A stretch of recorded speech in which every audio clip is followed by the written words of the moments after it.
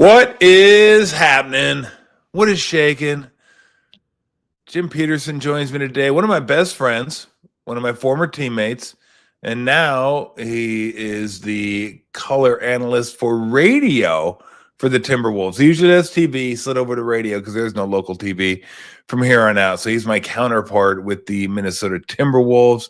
And again, we used to hang out all the time when we were at the Warriors. We're just telling stories about Halloween in the Castro and Cisco and bad choices made by yours truly. Hello, Jim. How are you? Good to talk to you, Tommy. Yeah, we got a lot of memories, good and bad, and hilarious too. We had a good time. I just was texting. Gregory St. Jean is an assistant coach, as you know, with the Los Angeles Lakers. Was with the Mavericks, with the Phoenix Suns, and now he's with the Lakers with JJ Redick. And I saw Gregory game 5 when we played the Lakers in the playoffs here, and I told Greg, I said, I'm gonna text Saint. I'm gonna text your dad. And I was texting with Gary St. Jean yesterday, 2 days ago, and nothing's changed. Sainty, just the greatest, and a lot of great memories from that era for sure. No, Saint was the best. He was back in the day when you had a head coach, 3 assistants, and a trainer. That's it. You're good. You could do it. Now we have what? 5, 6, 7, 9, 10 assistants. We have 10, 12 people on the training staff. Then we got support staff. Then we have support staff for the support staff. Look, in about 5 years, Pete, they're gonna have fucking support animals on the bench for the for the players or the coaches or something. It's unbelievable in that. Don't you think the league is gone? And that's one example of it. But the league has gone from kind of like a mom and pop shop where, the owners knew you knew the owners, you knew a lot of the people, the account executives that worked in the organization. You just felt like you knew it. Now they're these big corporations now, and they're run like corporations. And look, they're worth billions of dollars, so I'm not saying they're wrong. I'm just saying everything's changed now. It's everything's so much more corporate than it used to be when we were playing. Well, and then at the end of the day, it still comes down to making shots and rebounding and not turning it over. And, I obviously identifying talent and analytics make a difference, and the skill level of the players now, and you forgot about all the player development coaches too. I mean, they're assistant coaches, yes, I guess, as well. Yep. But when we were playing, Tommy, we were each other's player development coach. We didn't have anybody rebounding for us. We didn't have slotted times before the game. We all just put our stuff on, went out there and shot around. However we shot around, that's what happened. We left our player development basically up to us, each other, basically. And there was no rhyme or reason really to any of it. But the way that it's so regimented now. The skill development, you have to admit these guys can shoot the basketball, man, and they've got incredible handles, and the game has changed for sure. But I think from the player development standpoint, I wish, and I just was thinking about this not too long ago, about the summer times that we spent. We didn't really have planned workouts and runs that we could go to. We didn't have. No, we didn't go to LA. We didn't all go to LA and work out with, the great players of the day. Like these guys, I mean, they go to these gyms in LA and in Vegas and in Florida and in Texas and in Houston, and they have these incredible runs with all the biggest names in the league are there working out with each other. That was not the case. We were not friends. The evidence by you pushing Kevin Johnson in the chest. I mean, that's basically how it was. We hated each other. And we did not work out together. The league is different from that standpoint. Yeah, there's no doubt about it. Let me ask you this. You brought up skill, and I always argue with people on this one. They say today's players are more skilled than the players when we played. And I say, well, define skill. Shooting, yes. Ball handling, yes. Mid-range game, no. Post moves, no. understanding of the game? I would argue no, but I could get into a discussion about that, because today's game, a lot of it is, okay, let's run a high pick and roll and fan out along the 3-point line and see how that goes for us. Every team shoots, roughly 43 pointers a game. So I guess my pushback on that is define skill for me, and then I'll tell you if today's athletes are more skilled. The NBA players are more skilled, because certainly shooting and ball handling, there's no doubt about it, but that's not all basketball is. No, that's really true. And when you watch the game, when you go back and you see games from the 80s and 90s, the spacing was just so different. Yep. I don't think we were required. Now, I'm just thinking about Nelly's offense and the way that he installed it, and the way that it was, the play calls were numbered. And so we had a 10 series, 20 series, 30 series, Yep. 40 series. And, we had all the different, ups, downs, sides, and so, Yep. The number kind of told you the numbers of play sets, and actually more coaches are going away from this. They're requiring that players read and react more. Now they don't want to be so play call heavy. Yep. And so play calls can be scouted. Play calls can be, tells to be able to take something away from a player, from a team. And so I think that in some ways, the defenses are way more exotic now. The coverages are way more exotic, because you need to defend the entire court now. I mean, when we played, Tommy, it was not a 3-point shooting game. You didn't have to defend the 3-point line and fan out from basically the entire quadrant of the half court. With Steph Curry, you think about the gravity, how he makes you go out almost to half court to guard him. The pickup points for players go further out. I think that what players have to remember now is way more than what we had to remember in terms of coverages. We had basically, how many pick and roll coverages do we have? 4? They were colored. At least. We had white, black, red, blue. Like, we had 4. And so I go through the scouting reports. I see what these guys have to remember. So they're required to do a lot more than we had to.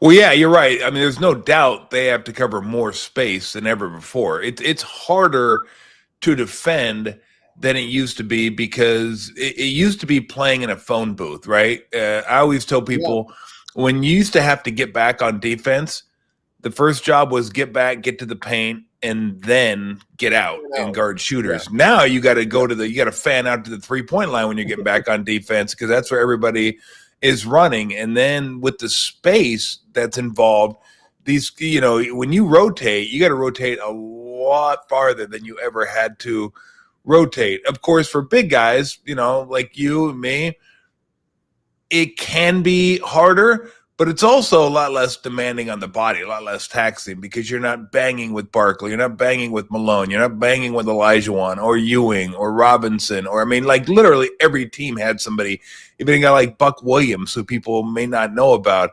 That dude was a bad dude, and it was hard. I mean, it was hard day's work banging against that dude for 30 minutes, 24 minutes. So it's so different. That's why I try not to get into the comparisons of the eras, because the game's totally different now than it used to be. It's almost unrecognizable. So for those people that say, I don't like the way the game is today, I like some of it and I don't. The 80s, 90s, although I hate comparing it. I hate when people say the 80s and 90s. 80s and 90s were not the same. 80s and 90s were totally different basketball. Let's get that clear. 90s was physical. It was like 60s, 70s, ugly basketball. The 80s was faster paced than it is today. And maybe not as high scoring, because there's not the 3-point shots, but the 80s was up. You played it in. It was up and down. It was flying. It was going. Yeah. So that always hey, let me ask you one thing before I continue to ramble on. I was watching the Lakers-Celtics thing again last night. Anytime it's on, I watch that. My favorite rivalry of all time, Lakers-Celtics in the 80s. Yeah. And I think it was, 86, when you guys beat the Lakers down at the Forum, and that fucking ridiculous Ralph Sampson volleyball set that he shot over his no, he didn't shoot it like this, he went like that. He set the damn ball. And he's like over his shot. I couldn't, not that they were going to win anyway, you guys were the better team, that year. So even if they went back to Houston, you guys were going to win that. But and then they showed you afterwards. They had a clip of you in there going up and shaking Kareem's hand. Do you remember that moment after that series, going and shaking Kareem's hand and what you said to him? Well, I mean, you're talking about my two idols, heroes growing up were Kareem and Julius Erving.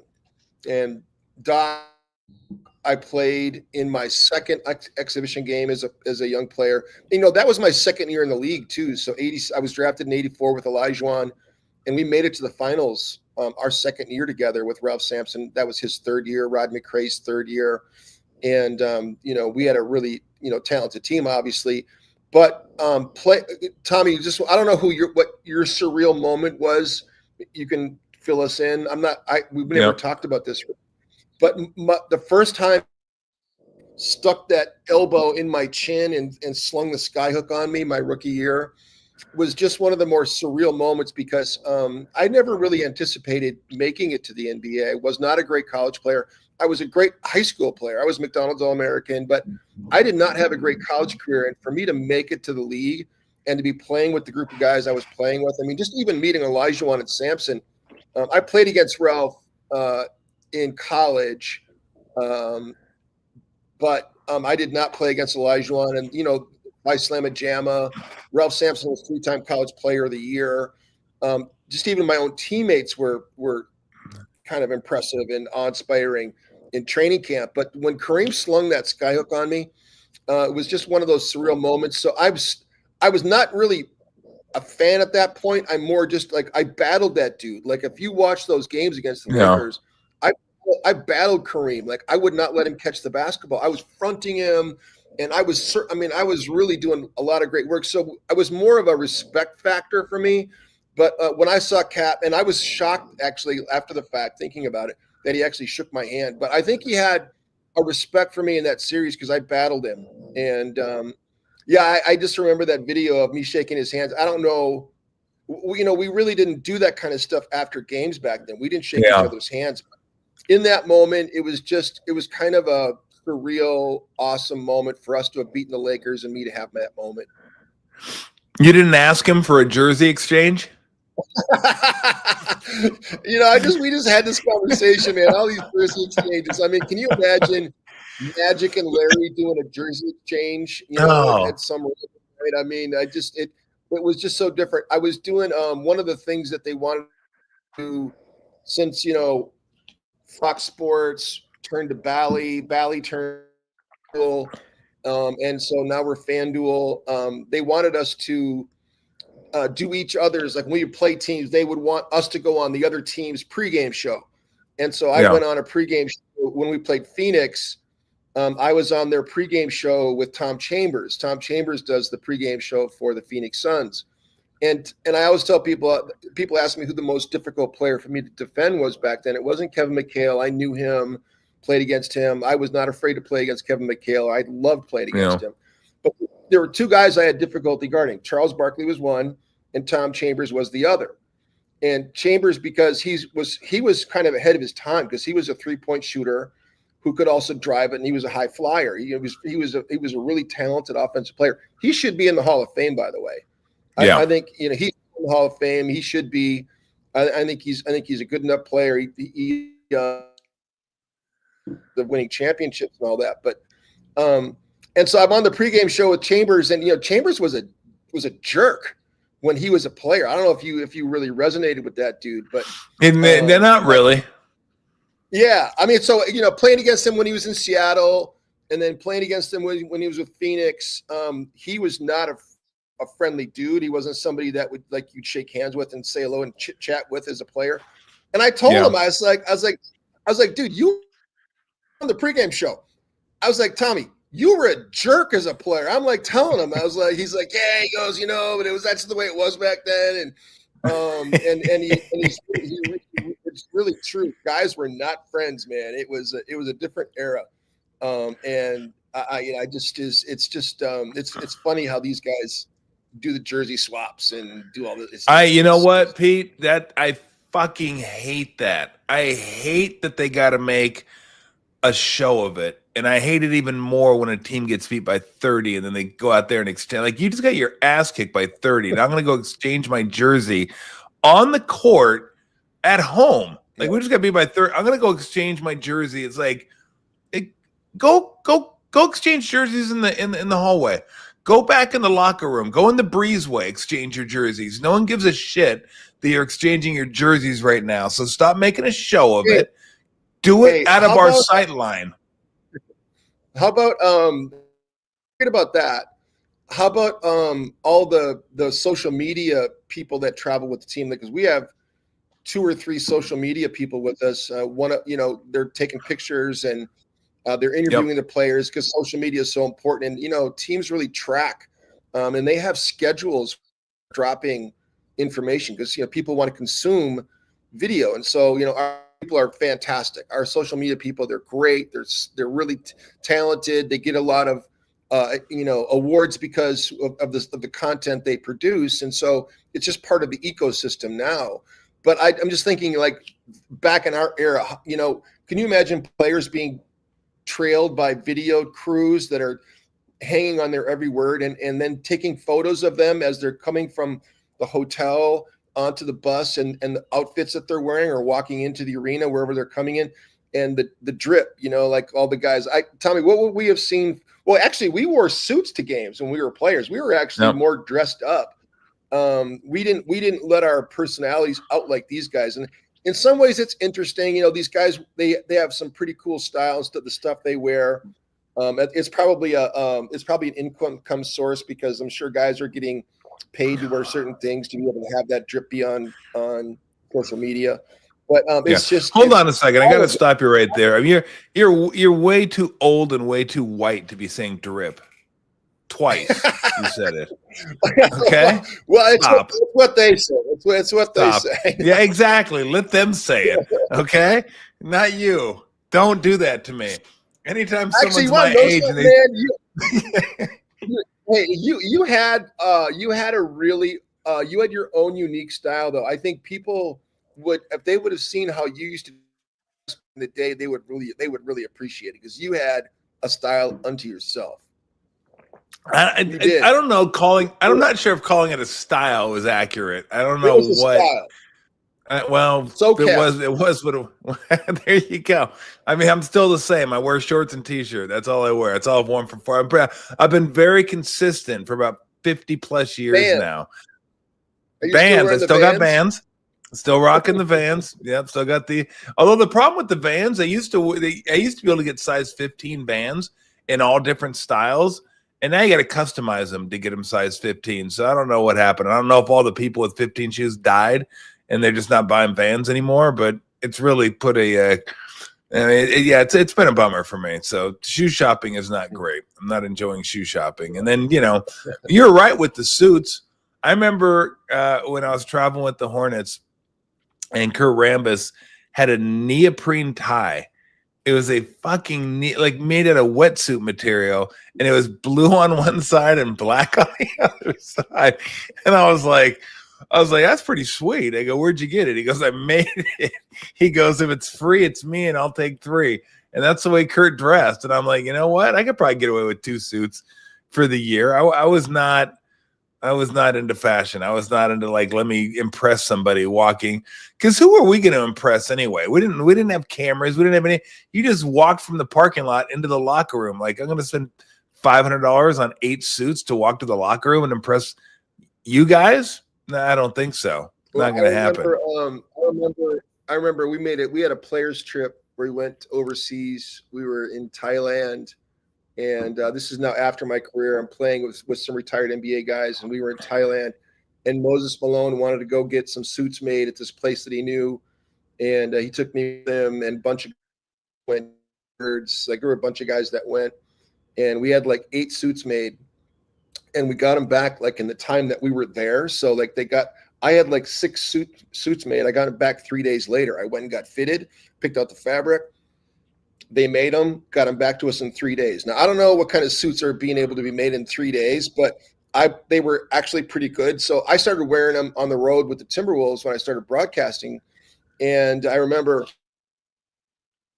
someone asked me what time it was, and I lifted my arm up to see my watch, and the sleeve fell off. What?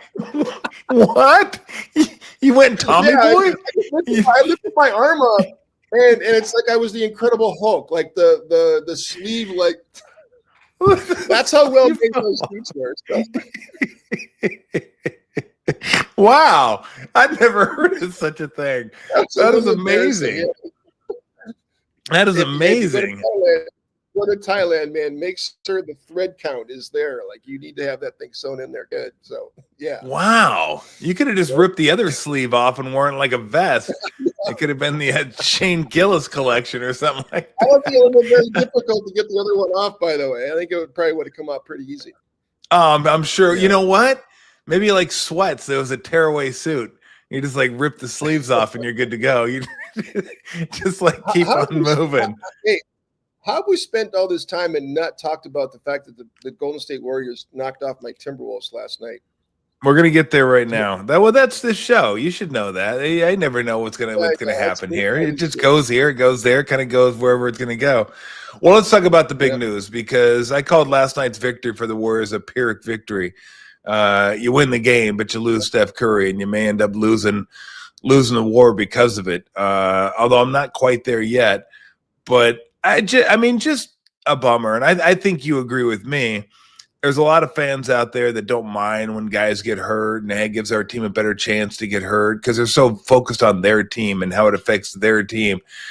I look at it as I want to watch the best players play the best basketball, and that's this time of season. So watching the Pacer game last night, it's a great game, no doubt about it. Cavs choked it away, but, no Hunter, no Mobley, no Garland. It's not as much fun to watch when the number one seed doesn't have their players.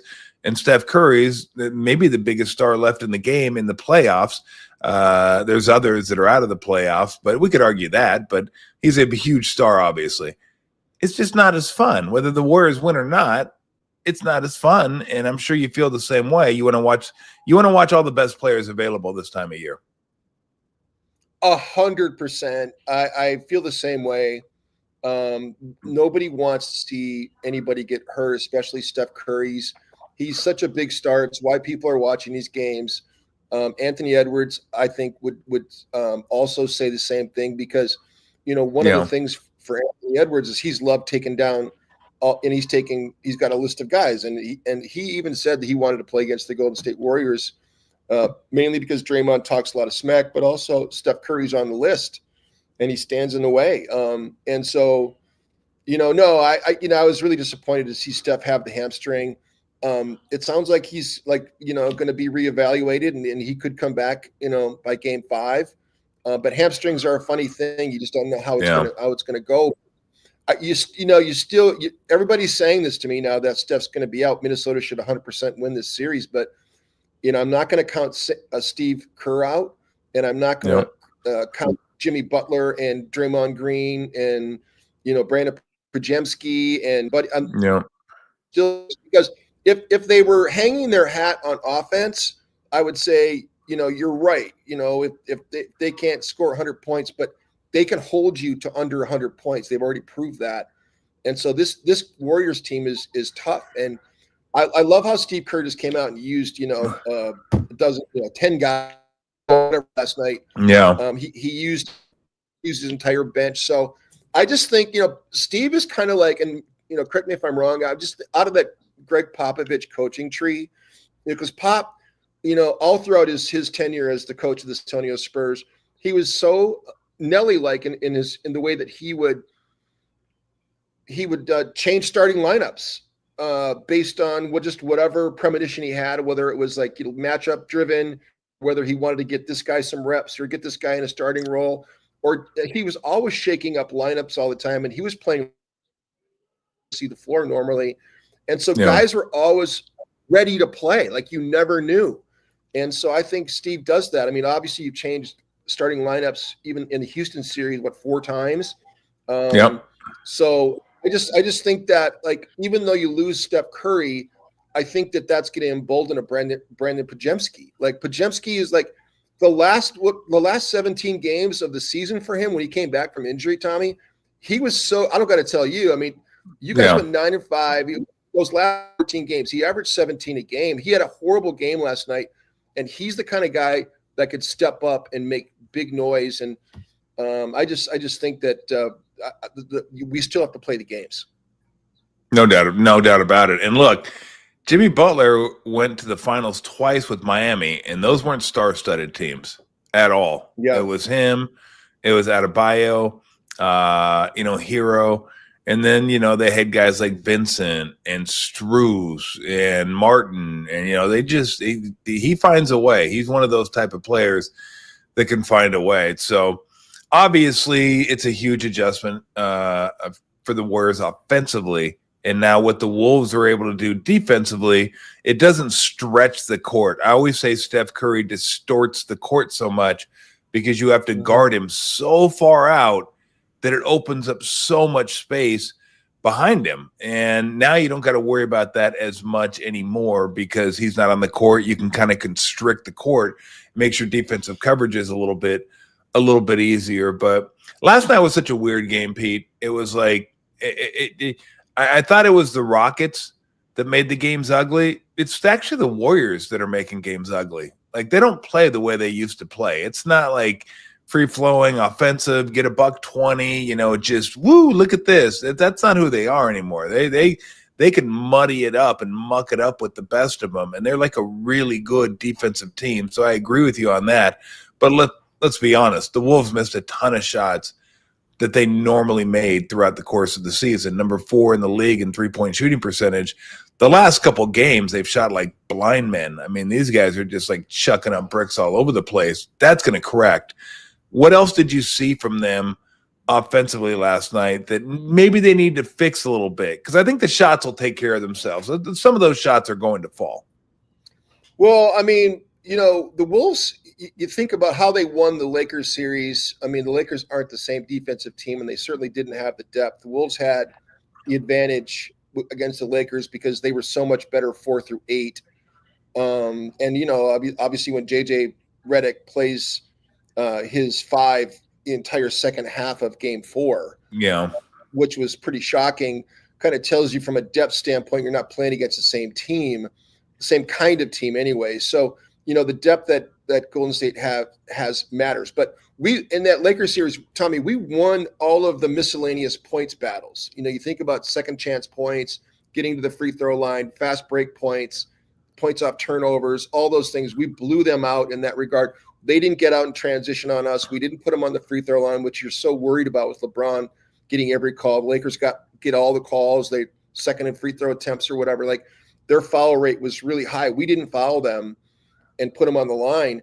And so we won all those battles. And so last night I look at the game and we won all those battles too. Like we turned Golden State over more, had more points off turnovers. Yep. We had more second chance points. We had more fast break points.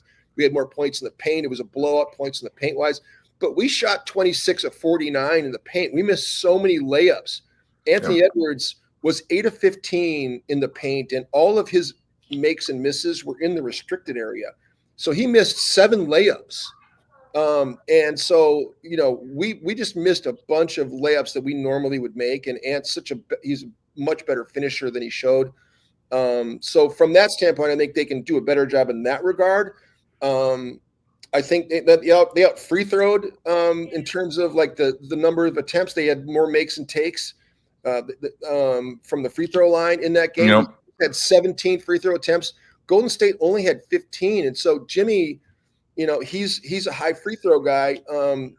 And so that's a battle we won. I just think that the shot variance part of it is going to come back.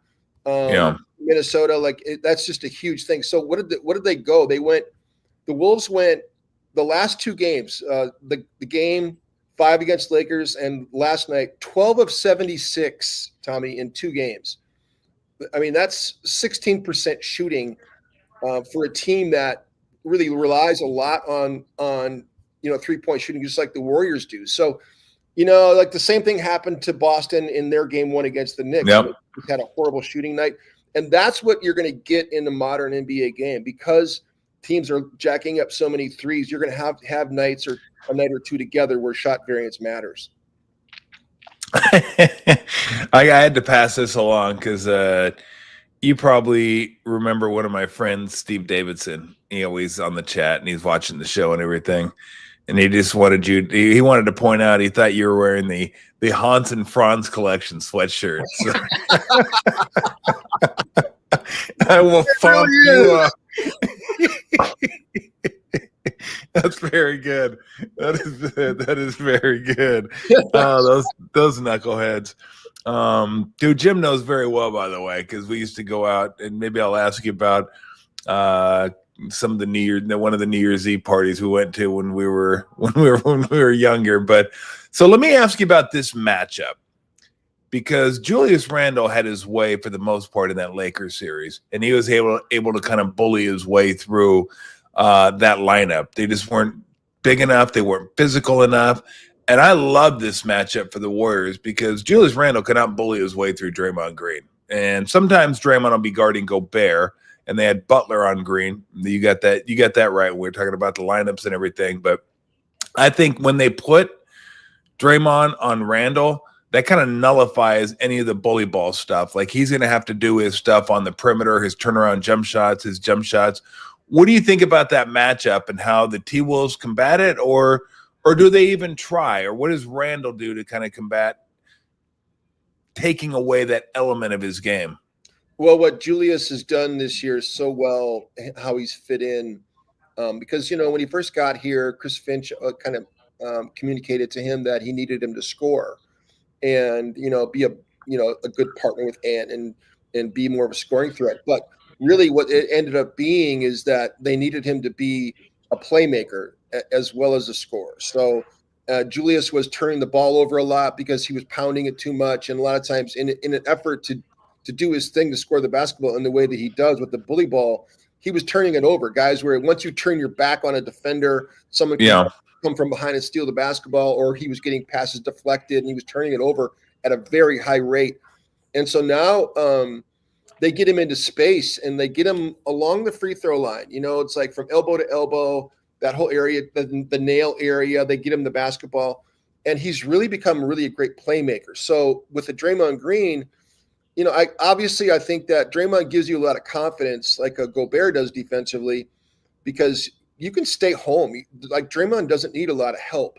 But I still think Julius can create situations where he's going to take the ball in space and try to get past Draymond, and guys will have to collapse. And Julius has been, Tommy, he's been so good at playmaking, at finding teammates, hitting cutters, hitting three-point shooters when guys come off him. And the Warriors do collapse. They do have gap help. They do and will painted areas, so guys will be open. I just think that we took a lot of bad threes last night too. There were a lot of open shots that we just missed, but I think some of the quick shots that players took, and then there were also extra passes to be made, somebody that was wide open. So I just think Julius, I think it is a great matchup. And you and I were texting about matchup before the game, and so I was kind of picking your brain, like what you thought about how they were going to match up, because Karl Anthony Towns is different than Julius Randle, and Jimmy Butler could guard Karl and do a good job against him, and probably would like that matchup actually. But with Draymond, putting him on Rudy is kind of a waste because Rudy's not really a threat down there.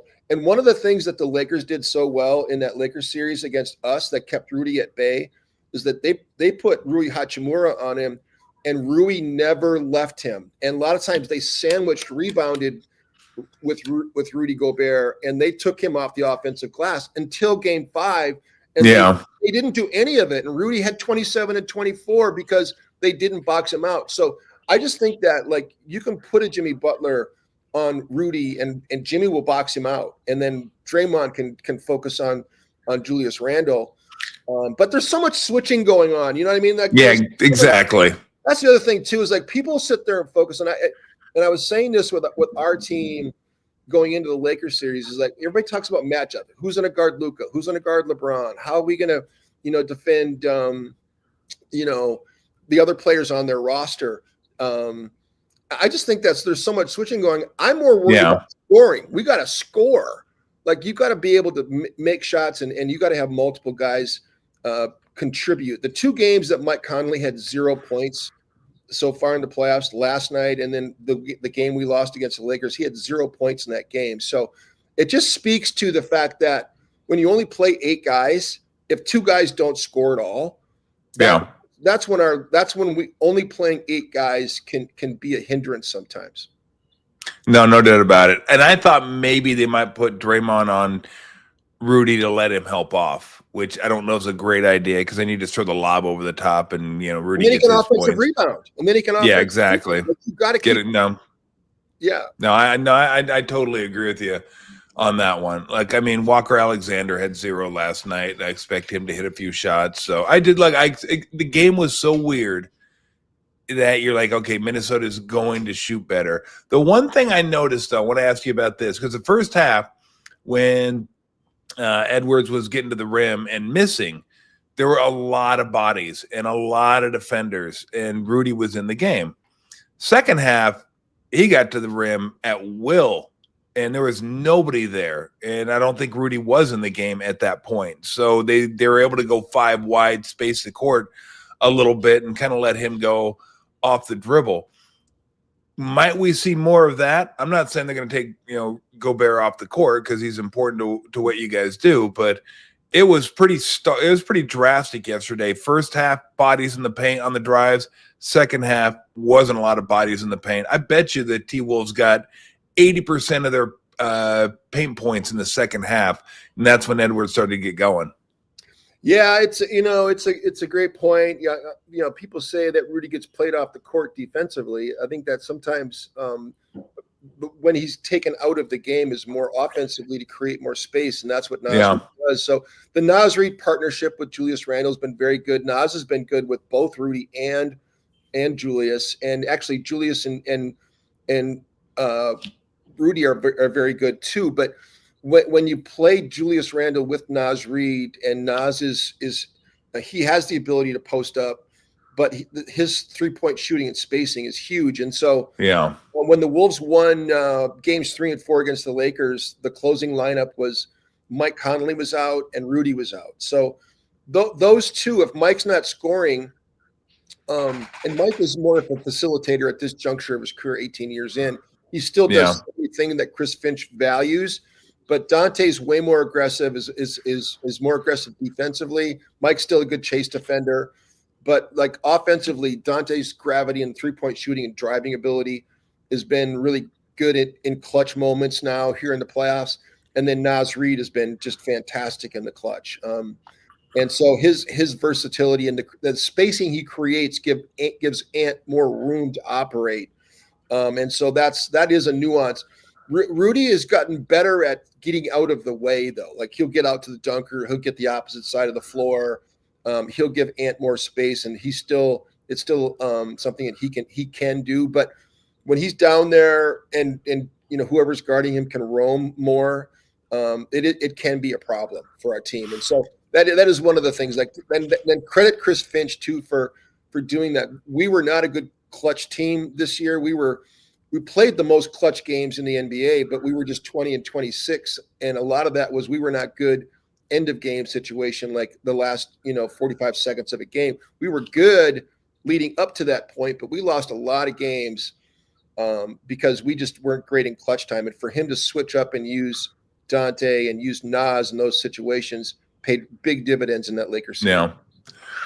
So Chris Finch was complaining about Rudy getting pushed, and I said last night on the show, I go, of course he does. He's playing Looney. Looney pushes every single time. You watch a rebound, I'm surprised he gets away with it as much as he does, because usually that push in the back, they'll get you on that one. But he does it in a way that he doesn't get caught all the time. But you wonder why Looney creates offensive rebounding space? He pushes people is what he does. But Steph gets held all the time, and I don't think it's a Gobert thing. I don't think it's a Steph thing. I think it's a league thing now. The league is just – it's gotten so physical off the ball. And I don't mind a little physicality on the ball now where they let the guy get into you with the forearm and really kind of body you up and make it difficult. And we need a little bit of that. Like you can't just have freedom of space where guys are just running around without being touched, then we're going to get what we had last year, 135, 130, 145, 140. And I don't want that. But we also don't want to go back to the 90s where it's just like, guys are being grabbed and hugged, and it's just hard to get open. Is the league gone too far? Because I don't think they found a sweet spot quite yet. I think last year it was nothing. They just let, the inmates run the asylum, so to speak. Go, hey, you guys go play. We're not going to call any. We're going to call fouls, and we're going to let you guys just do your thing. And now it's like, no, now we're going to call our thing and kind of get this game under control a little bit. But I think the refs have gone too far now. Now they let everybody get away with too much. How do you look at it? Yeah, it's a great point, and it's one of the things you're teaching your defenders to be more aggressive off ball. Know, I think that in our era we used to be able to chuck cutters. Like or it was a hand battle to go set a screen when you would go run into a pick and roll in our era. Like we could hold that guy up and body him up, and especially if you're trying to let the defender go under, like you'd really be physical. Because 3-point shooting wasn't a big deal back then, you could like really be physical and push up on the screen and let them go behind. But there it is. It's something you want your off-ball defenders to be more engaged and physical. Everybody's running so many pin downs, wide pin downs, and staggered screens. Like those things are hard to negotiate. I mean, there is a lot of switching going on, but I don't know. I like the physicality. I like the hand battles. I like seeing some of that stuff and have it not be called all the time. I just think it's always a pendulum with refereeing. Yeah, they tighten up, they loosen up. It's just which way the pendulum is going at the time. No, there's no doubt about it. All right, before we let you run, give me what's your favorite Golden State Warrior Run TMC era story? One that as a go-to, if somebody asks you about a story from the Run TMC era that you remember, whether it be, it doesn't matter what player, coach, whoever that you remember from that era. I mean, I don't know. It's like those three had their little clique. It was like those three and then Rod, right? Like those, like they had their own burger. Yeah, you kidding me? Yeah. I don't know, like when Run DMC came to town. Remember when Run DMC came to Oakland? And it's pretty cool. They and they like and they were still pretty young back then. It was not like they were established, obviously, because this is like 1991, like in 91. So the Run DMC had been around for a while. They all went out to dinner with like some of the front office people. And I'm forgetting her name now. Who's the gal that always was around the team? Like I forget her name. She took them all out to eat. Took Run DMC out to eat, and like they were ordering up everything. They were ordering lobsters and steaks to go. Take back to the hotel with them. It just was funny, like the stories they were telling about those guys in particular. And then that whole event when they came and they did the set like pregame and halftime, came, and we did the video with MC Hammer too, which was Too Legit to Quit. When we got to film with Hammer and all those guys, the soundstage, you were there for that. Do you remember that? I was the Too Legit to Quit. I don't remember. You don't remember that? You're killing me. I don't remember. I don't know. Was I sick that day or something? I should have been there. Those two things. But you know what, Tommy? It's the weird stuff that I remember. And one of the things you were so great because every team needs to have somebody that is you were a comedian, and so you would make moments like you would make fun of Nelly, you would make fun of Mully, you would make fun of everybody was a target, and I forget where we were. We were in Houston. We were somewhere. And after shoot around, and we were all kind of just like shooting around after we were done. And you went up in the stands like you were a fan, and you just started heckling everybody. You were heckling Mully in his haircut. You were mocking Elton Lister because Elton wasn't the most in shape guy, and he's like a mudslide. Hey, lose the boiler, Lister. Lose. You did one time after practice at the Coliseum in Oakland where you were making fun of Mully being a cherry picker. Oh yeah. How Mully would fall down and kind of half trot back to center court to get back on defense, and then they get the rebound. And he'd be like, get a cherry pick, and then how Mully would throw the ball off the support, which you can't do anymore. Remember how Chris used to always do Nope. Oh, always. He would always do that. Now that was funny. I always used to go, "Did you fall down?" And I say this to this day. Like somebody will go, "Oh, so and so's hurt." Like somebody that comes up lame or somebody comes up limping. I'm like, let's see what they look like when they're on offense. Everybody looks hurt on defense because as soon as you get a rebound, dude's out. He's like out the gate. Here we go. Let's go. I get a bucket now. Oh, we're good now. That hasn't changed in 30, 40 years. You know what's funny? Here we are in 40 years later, and I played with the Houston Rockets, the Sacramento Kings, and the Golden State Warriors. And when I played for Sacramento, I played with Kenny Smith. And Kenny is the exact same on that TNT show for all these years. He was the same way back in 1988, 89 when I played with him with Danny Ainge and Rodney McRae and Joe Klein and all those guys. Kenny was in Sacramento. He's the same guy. And I just knew he was going to go places. And Tommy, you're the same too. Like you were so funny and clever and interesting and always doing great stuff. The career that you've had post NBA career it's been perfect. And, to whatever degree, like I've been with the Wolves for 27 years. We've been able to be a part of this game for a long time. Yeah. And we both feel really blessed, but man, you were just the greatest teammate. And I just always like, you made tough, hard moments more fun because of who you are. No, that was fun. I appreciate that. But the podcast has my name. It's not about me. I don't want to talk about me.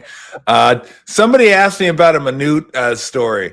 You remember the Minute story when we were in the airport? Because for those people that don't know, we used to travel commercial. I have to get up early. Always had to take the first flight out to go to the next city. And Minute was always like, Minute would wear the suits. Remember, it was like one color, burgundy. Straight burgundy, burgundy jacket, pants, belt, shoes. Like it was like as a uniform that he was putting on.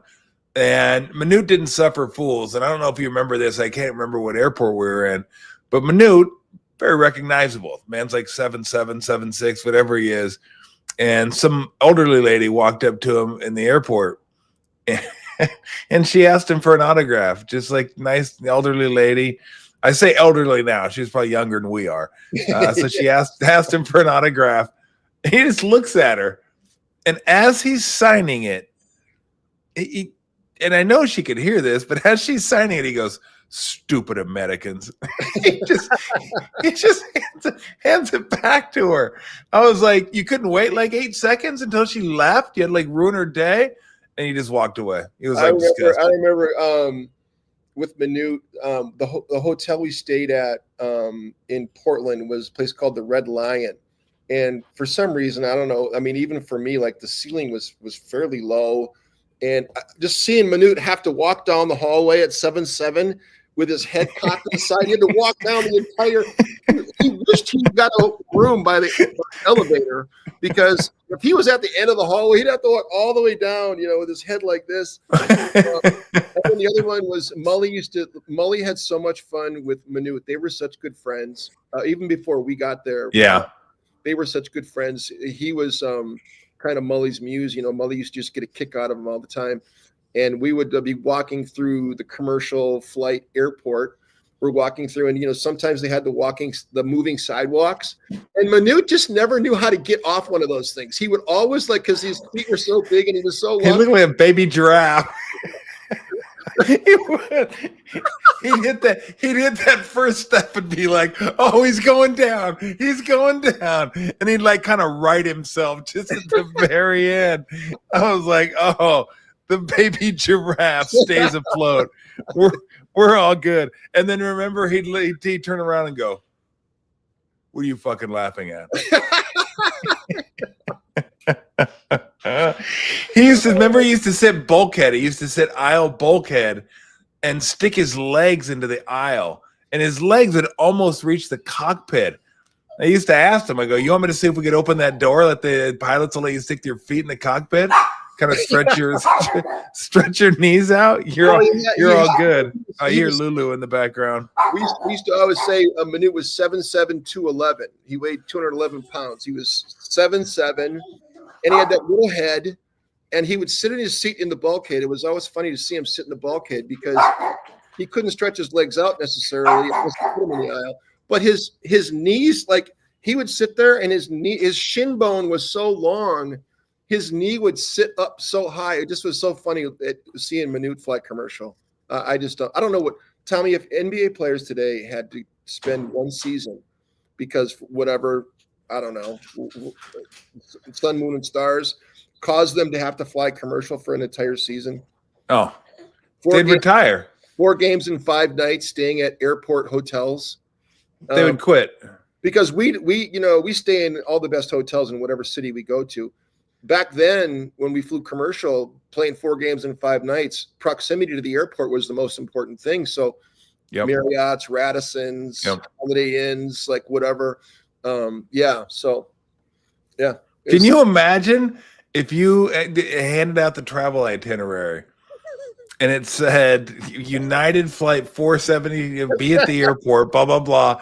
And then check into the Red Lion. Yeah. There'd be a revolt. Are you kidding me? The Red Lion? Yeah.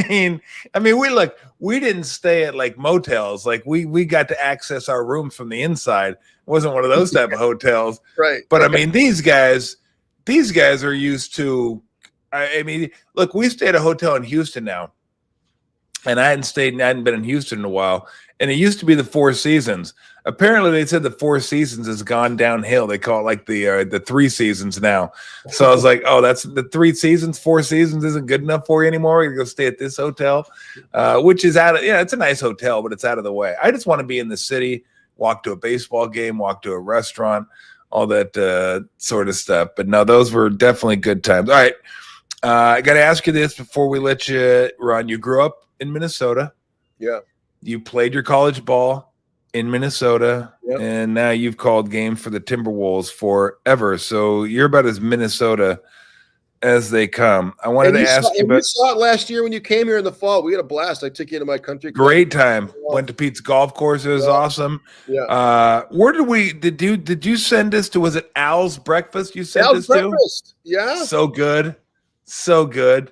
On the University of Minnesota campus, it's still there. It's legendary. 15 stools and a counter. That's all it is. And awesome. If there are 20 people there, the 5 people have to stand behind and wait. Yeah. Their motto at Al's Breakfast is eat your load and hit the road.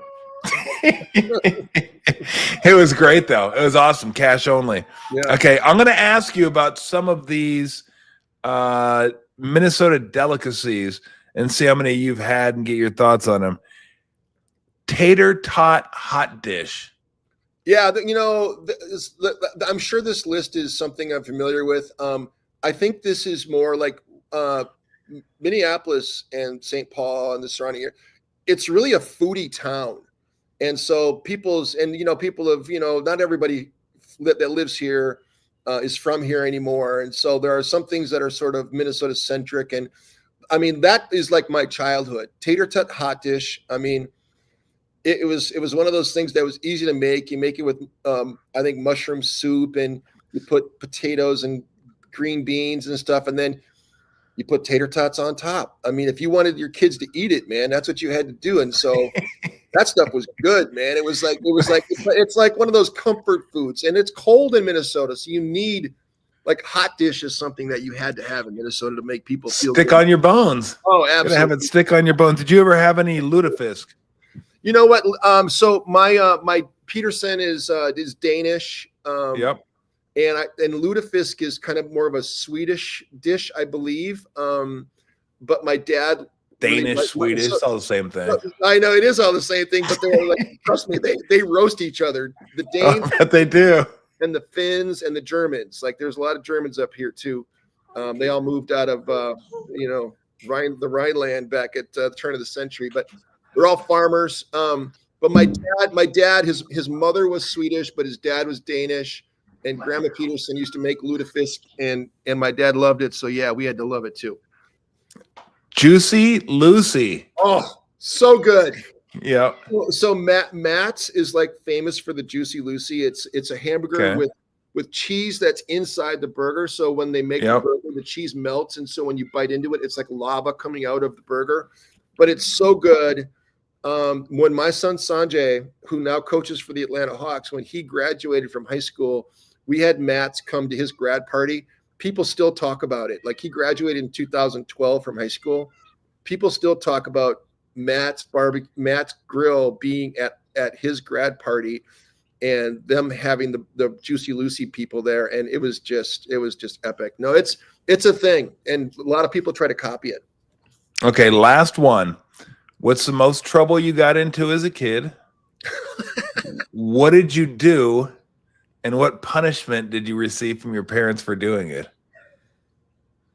I did like something really stupid. I don't know. We all did. I know. That's why I ask it. So my dad, he would buy used cars and he'd fix them up, and this was like probably one of the nicer cars that he ever had. He had an AMC Ambassador. The AMC Ambassador. Yeah. So like, the other one that he had was another AMC car. He had a Gremlin. I don't know if you remember the Gremlin. The Gremlin, yeah. We had Gremlin and the Pacer. So the thing, the Ambassador though, like the seats reclined so that basically it made it a bed. Like you could push the seats up and then recline them all the way back so it'd be flat.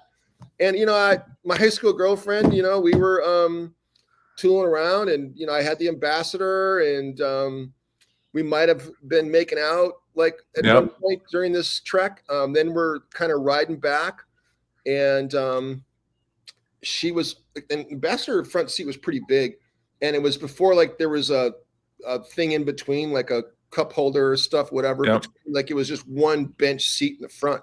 So I was trying to get her to come over by me. So I was like pulling the wheel like this, pulling the wheel to get her to come over this way. I was like pulling the wheel, and I pulled the wheel, and I hit the freaking curb on it was an on-ramp to this freaking busy street, and I hit the curb, and I popped the curb, and we went down the embankment. I broke the axle of the car. Wow. And there were no cell phones, so we were close enough to my house where I had to literally send my girlfriend home. Like, she lived, a mile that way, and I lived like half a mile that way. So I was like, look, this is not good. I can't fix this. We are not calling a tow truck. I got to just walk home and tell my dad what happened. So I sent her home. I walked back, and my dad came back, and he just was just shaking his head. And you know what? I don't think he really even did much to me. I was a senior in high school. I was already kind of like got a scholarship, and I was going to U of M. But I did that my senior year in high school. It was wow. And our dads, we had working class dads like that. Couldn't grow on trees, so he had to fix that. No. So that was your smooth move to try to get her to try to get her to put her head in your lap, huh? I'm not gonna go that far. Fantastic. Oh, well done. Oh yeah, the axle. That's a rough one. Broken axle. Yeah. You know what? All you had to do is say "Dad scholarship." How much money did I save you? Although back then, I remember when I got my scholarship to Irvine, because I remember this. I think they announced it at my graduation. Received a full ride scholarship to Irvine, valued at $32,000 for 4 years. It's like insane. Like, really, I was able to go to school. Only would have cost $8,000, but you know what? For my dad, that'd have been $1 million, and he wasn't going to be able to afford that. Yeah. Anyway, so. Hey, I can't wait to get you. One last thing. When you come to the Bay Area, what's one place you like to eat when you come to the Bay? Well, it's not very interesting because I like to go to Hillstone. There's some great places in Chinatown, and I don't remember the name of the place, but my buddy Wes, who works for the Denver Nuggets, he's a scout. He lives in San Francisco now, and he's a big foodie. He took me to this place in Chinatown that was amazing. They had this amazing duck, and it was just they prepare it in a great way, and they cut it all up, and it comes in pieces, and you just devour it. I don't know, like, the city's changed a lot since over the years, and I've been coming to the Bay for so long with the Wolves, twice a year for all these years. We used to stay in Oakland too. I've kind of lost my way with San Francisco eating. Sometimes it's just like the path of least resistance. I do like Chinatown. I do like the Marina, and I do like just random places now. But you know where the Hillstone is over there in downtown? I go to Hillstones because it's so good. Yeah, got it. You got to give me. Thanks. You got to give me some go ahead, dude. You got to give me some recommendations. But you don't go to the city anymore either. I don't go to the city very often. I'm like a homebody. I just stay on the East Bay and stay in. I mean, I got some decent restaurants in Alameda, like some decent Thai places, Italian places, stuff like that. But as far as going to the city, I mean, it's incredible there. I know this, but it's like, do I really want to get over the bridge? And then do I really want to get back? I mean, and it's really not that big a deal. It's just who I am. I'd just rather sit on the couch and go over here in Alameda, maybe in Oakland, maybe go down again. Broadway has a few decent restaurants over there. So maybe we'll go out while you're here, grab something to eat. Love it, man. I'll let you choose a restaurant. My treat, Simpson. I love it. Petey, thank you so much. I appreciate the time. Tell Tika I said hi, and we will see you. I guess I'll see you Friday or Saturday. Give me a buzz when you get to town. Okay, bud. All right, Petey, take it easy, man. Yeah. All right, see ya. See ya. That was one of my good friends, Jim Petersen. Broken axle, huh? Smooth move, trying to get that head in the lap. I don't know. How about hold on with this hand? I'm like, wave with this hand. Ouch. That's who am I to? I mean, I did stupider things than that.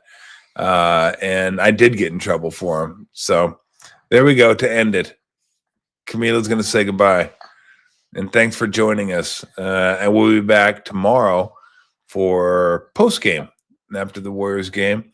And I will say this too. I'm not giving up on this series. If you're giving up on this series, don't. They got a bunch of winners on this team, and they do know how to win, and they do know how to play defense. So, and they do have experience.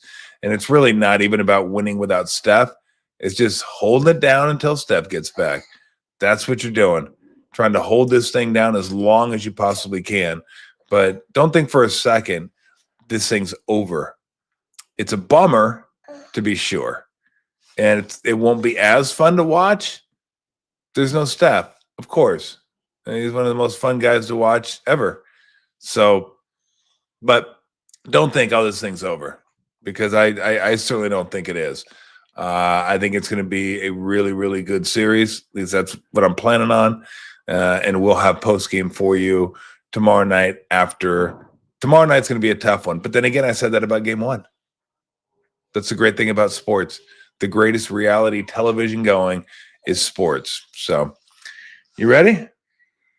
All right. Tell everybody goodbye. Goodbye. All right. We'll see you guys tomorrow night. Have a great day, everybody.